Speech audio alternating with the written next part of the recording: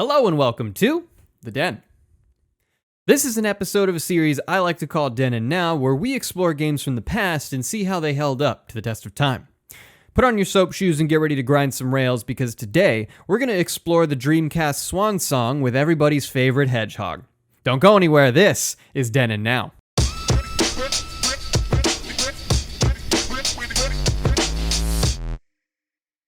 Sonic Adventure 2 released on the Dreamcast in June of 2001. One final title to release in hopes that it would save Sega's dying console. Unfortunately, at the time of its release, the Dreamcast had already been declared discontinued, with Sega officially backing out of the home console market. Despite this, the game still sold considerably well, moving about 500,000 copies worldwide before being taken out of circulation. With Sega throwing in the towel as a home console manufacturer, Nintendo and Sega announced they would partner together to release Sonic titles on Nintendo consoles, ending the old playground argument of Sega versus Nintendo once and for all. Shortly after this announcement, Sonic Advance and Sonic Adventure 2 Battle were both released on December 20th of 2001 in Japan, becoming the first Sonic titles to ever be on a Nintendo console. Sonic Adventure 2 Battle, as the name suggests, was a different version of the game than previously released on the Dreamcast, but not by a large margin.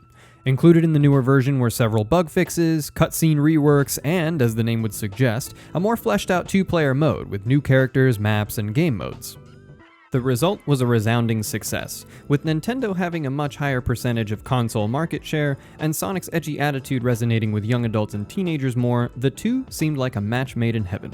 Both titles went on to be among the best-selling for both the GameCube and Game Boy Advance, with Sonic Adventure 2 Battle selling over 1.7 million copies worldwide during its lifespan, cementing itself as the greatest third-party developed game to be released on the GameCube.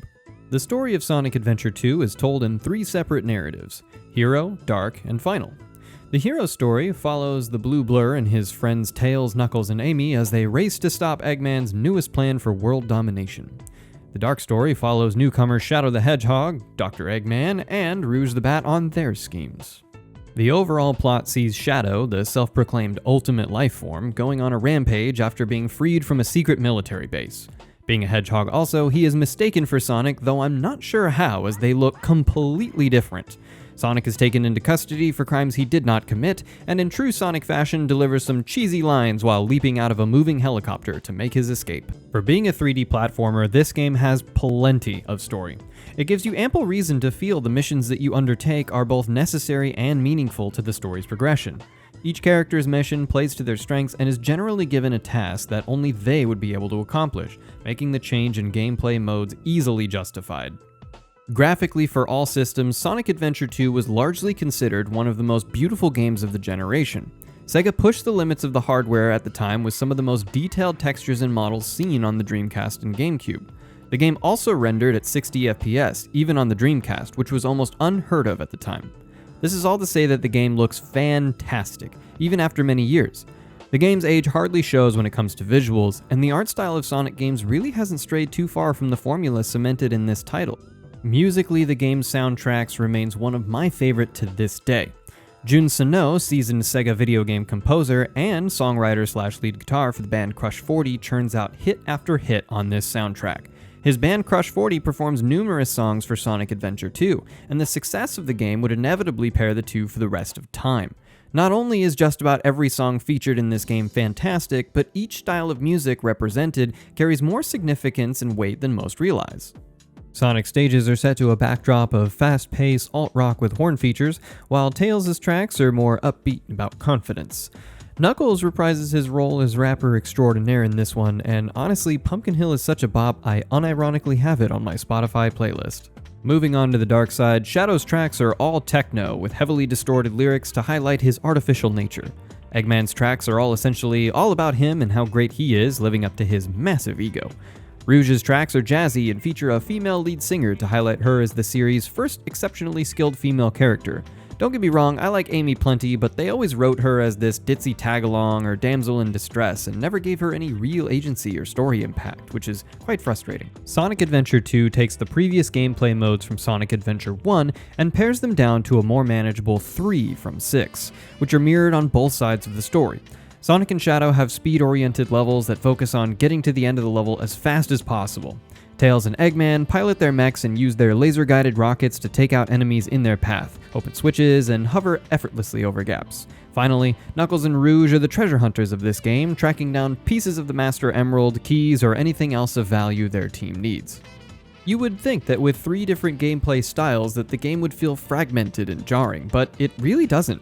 Each character's skills are needed to accomplish what each team needs.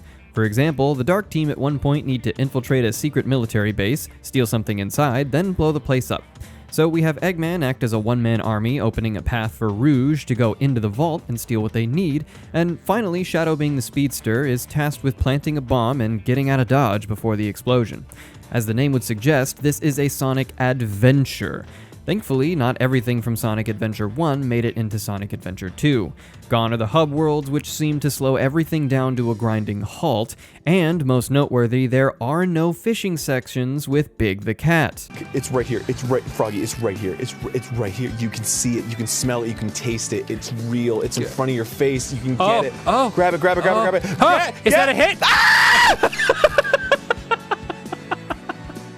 That was a good call, Sega. I was surprised that Big still has some cameos though.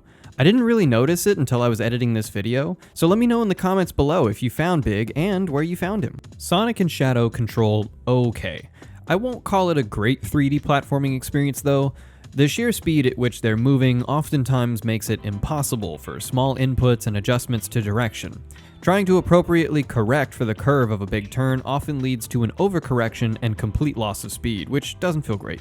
Still, the jump height, hang time, and homing attack make their levels much more enjoyable. There's something satisfying about chaining homing attacks to cross a large gap. Eggman and Tails have reasonably tight controls and movement abilities, the most forgiving and essential of which is their ability to rapidly slow their descent with hover jets. You still lose altitude while using them, but it gives you significantly more time to react to moving platforms or correct your trajectory. Their homing missile attacks are the core part of their gameplay, and the goal is to destroy as many targets in one salvo as you can. This is very entertaining, especially in some of the levels where they give you 10 to 15 targets on a platter to shoot up. If I had one complaint, it would be the homing laser sound. Since it's such a core part of their levels, there will be not many instances in which you don't have the laser out searching for targets. It's quite annoying. The most well-controlled characters in this entire game are Knuckles and Rouge, in my opinion. They're quick, but not too quick like Sonic and Shadow. They have a reasonably large arsenal of attacks for both on the ground and in the air to deal with enemies in their way, and their ability to scale walls and glide across large distances and gaps is also nothing to shake a stick at. Okay, so on that topic, how does Knuckles fly? I mean, look, I get it. Rouge has wings, so that kind of makes sense, but Knuckles doesn't have anything like that. In fact, his shoes, which appear to be made in part of metal, are really big. And not to mention the claw upgrades that he gets are basically 2 giant weights on his hands. I mean, am I crazy here? How does he fly? Okay, moving on. Last but not least, let's talk about the Chao Garden. I gotta be honest here, this never interested me back then as a kid, and it still doesn't interest me now. The Chows are essentially little Tamagotchi pets whom you can train up and have them compete in different events and competitions. You never actually get to control the Chao itself though, but rather train its stats and hope it does the right thing instead of sleeping in the middle of a karate match. You could take this Chao with you on the go with your Game Boy Advance and continue its training there. I can absolutely see the appeal here, sadly, it's just not my bag. Sonic Adventure 2 is one of Sega's best attempts at a 3D Sonic. I won't even bother mentioning that game because everybody knows how bad it was, and Sonic Boom wasn't really that much better. I'll even go as far as to say that Sonic Adventure 2 is the definitive 3D Sonic experience even by today's standards. This game most certainly ages well, and thankfully it has HD re-releases on Steam, Xbox 360, and PlayStation 3. Unfortunately, at the time of making this video, it appears that the PlayStation Store has taken down Sonic Adventure 2 from the marketplace, but you can still find it on the Xbox Live Arcade, as well as Steam if you want to give this game a shot on new hardware, and I would most certainly recommend it to anyone who's interested in a 3D Sonic title. What's your favorite Sonic game? Be sure to tell me below in the comments, or you can find me on Twitter @TheDenYT. Thank you so much for joining me on this episode of Den and Now. If you liked the video, please click that like button below and consider subscribing. I release new videos every Friday, so don't forget to hit that bell too.